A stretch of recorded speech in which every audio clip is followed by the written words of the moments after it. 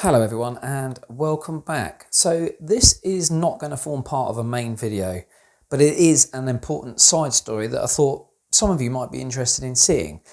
In the last episode, I put together the Peco uncoupling units, and initially they seemed to work really well. However, after a bit of extra testing, I realised they don't work quite as well as I want them to. And so I've been making changes and trialing other things. And I just thought it might make sense to do a quick 5-minute video, a side story, as you will. And hopefully it will be interesting for you guys. I'm not expecting a lot of traction on this, but I just thought it might be useful.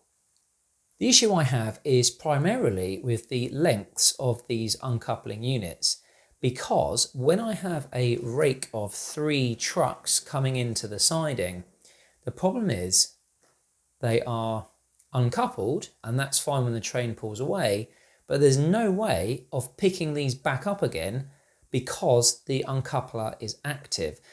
I don't want to put motorized ones in. I mentioned this before, there's a lot going on under the board, and I don't really want to be fiddling around with them, getting them to work. I've been experimenting with the Horby Uncoupler unit, which is R8244, and that basically consists of 3 pieces of plastic, which for the life of me just don't seem to go together very well. But the issue for me still persists because these are even longer than the Peco Uncouplers. Now, I joked in the previous episode about whether or not I should have just gone ahead and used the kind of budget end do-it-yourself plastic way of dealing with these instead of actually purchasing these uncoupling units.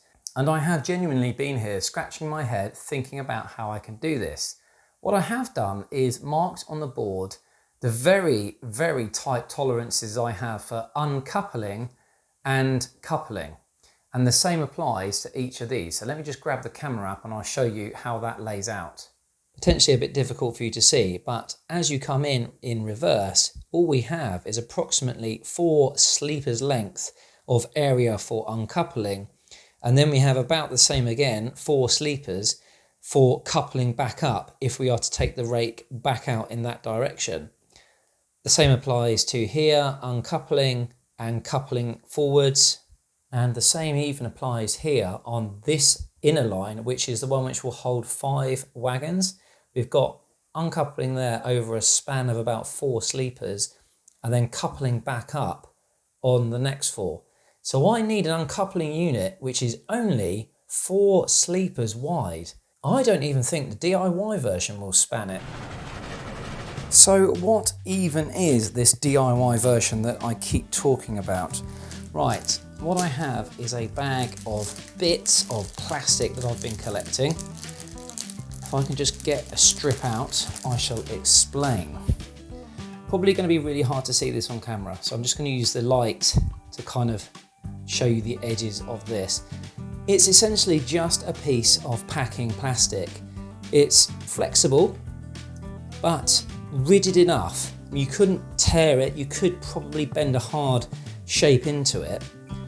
But what you do is you cut this to the right width between the rails, you simply tack it into place and create a kind of arch, and that is your uncoupling unit.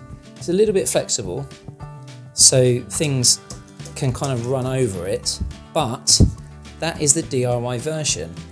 And actually, now I'm seeing it in place, it's going to be very difficult to see. It might be the way forward, but I do prefer this because I can weather it in with the track. I might even paint them yellow to make a feature out of them. My concern with this is even if I did this 4 sleepers width, that's going to be such a steep incline, it's almost going to flatten and bend and create a horrible ridge. So I don't think this is an option either. I am concerned that this just isn't going to be something I can do automatically on this small layout. However, I refuse to be beaten, so I'm going to kitbash these tiny Peco Uncouplers and just see if a little bit of glue and a little bit of ingenuity can create what I need. What I do know is that the edge of the uncoupler obviously has this angle. So I can consider where the top of the uncoupler goes flat to be the edge, essentially in line with my marks. Now, I don't know if that's coming through on camera, but hopefully it is. Underneath, obviously there's the lug that aligns with this hole. So if I were to drop that in there, I need another one the other side, about there. Get my craft knife and very carefully just use it to score a line. And getting this as absolutely square as possible, which is going to be a challenge. In fact, you know what? I'm going to give myself 1 extra millimeter on this because I can always file it / sand it into place. That piece of plastic is superfluous. Let's put that over there. And if that goes onto there, this goes onto here. And you can kind of see what's happening. Now, I need to reduce the width of this. My intentions are to glue this somehow, although in all honesty, this could just be glued directly to the track. As long as I can get a spring and this in here, then I'll be laughing. The issue I might have is that whether or not if I cut this, it stays intact is another story. And also there's 2 guidelines in there to stop the spring, but I will just glue the spring, I think, to the inside of this. The copper strips, which act as the spring, are actually really quite malleable, and I don't think I'll have any problem just rebending these the way I want them to be. Even in the time I've been playing around with them, they've kind of flattened themselves out anyway. So what we'll do is do the same here. Somehow mark this and continue down that road. What I'm going to do is I'm going to go roughly halfway, which is about there. Doing this by eye at the moment. Cut there. And will it just, I don't know, prizing it a bit, starting to go. What I don't want is a rough edge. So I will get in there with the snips and so that will sit on there. I now just need to measure the reverse. And I am doing this, obviously, if I put it that way, you can see I'm trying to line up where the pin goes through with the hole and then mark it on top very carefully. So I can't really see because the light is the camera side. I'm casting a shadow.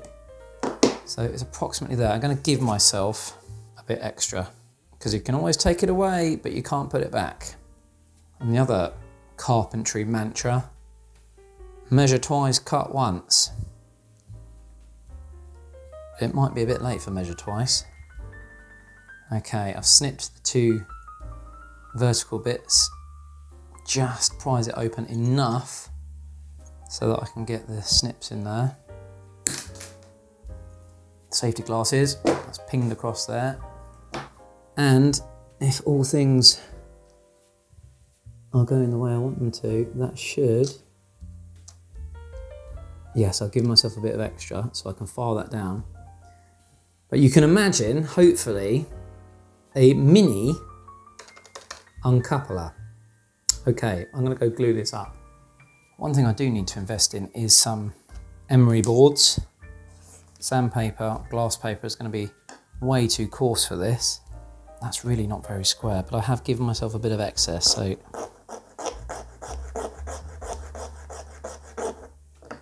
gently squaring the end off. Actually filing my nail at the same time. Yeah, this is not super accurate. It's not like I can place this in a jig and make sure that it's square. But that edge is definitely keyed, ready for some glue. I wonder if hot glue might be better rather than super glue. I've got a few of these kits, so if the first experiment is close but not perfect, I do have the opportunity to have another go. So that on there, it's a little bit gappy on the side nearest me, but I think I'll be able to get enough glue in there. And at the end of the day, these two are going to be pinned down. So this movement isn't going to be an issue. As long as these don't move, we should be okay. This is more of a concern, but actually it's pretty square.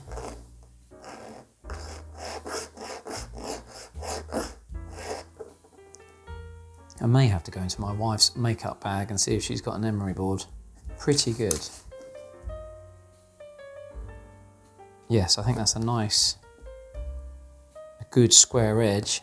Yeah, I'm really happy with that. Is it the right size? That I don't know. I think I'm going to glue this first because this can only go where it can go. I'll offer this up and check it and then glue it all together. Okay.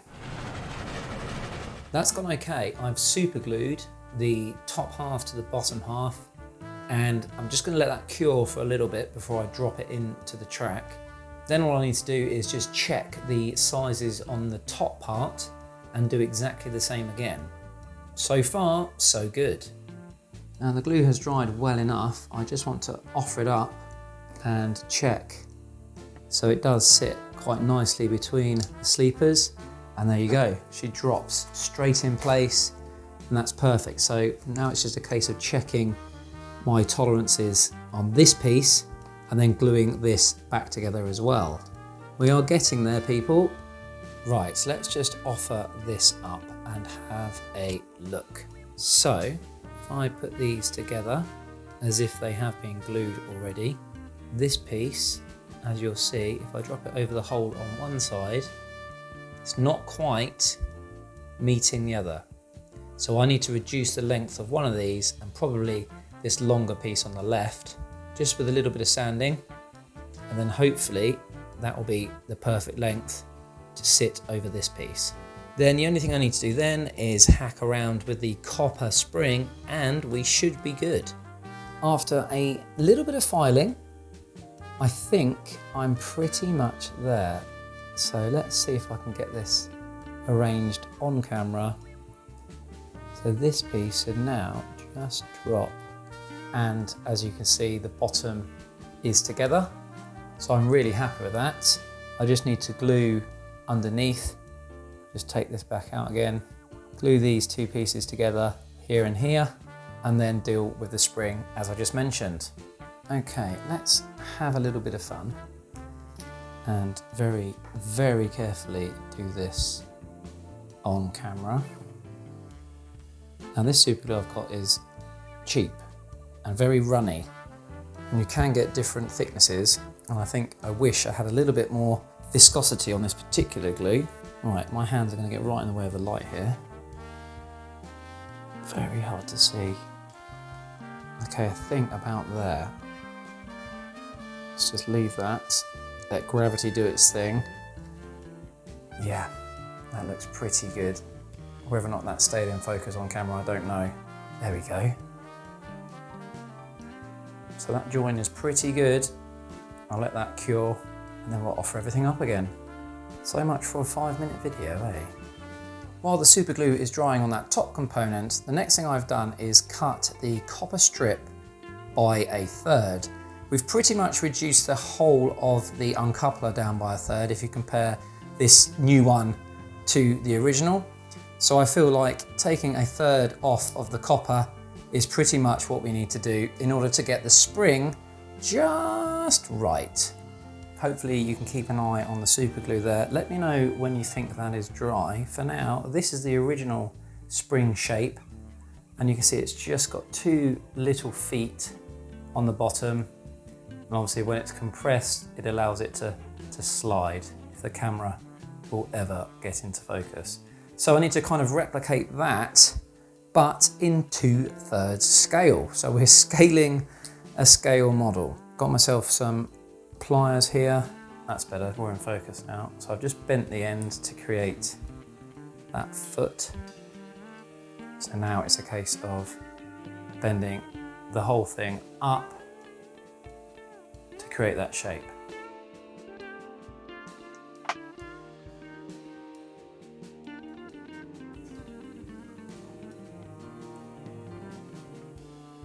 So we've got the 3 components we need: a newly fashioned spring, the top piece and the bottom piece. So let's give it a go and put this together. Hopefully it will just work. We pop this on here. We may need to glue this in, as I mentioned earlier. And obviously now this is smaller, it's actually a stronger spring because it's a bit more vertical and a bit more upright.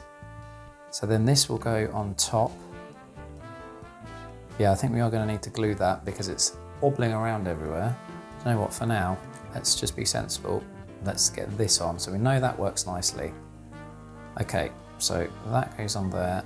Now I need to just lean off camera and pick up these really tiny pegs. They are absolutely minuscule. And they go just in there like that.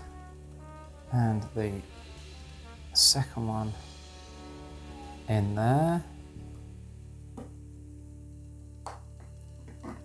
And there we go. A new Peco Uncoupler, reduced in size. Let's get it onto the track and give it a test.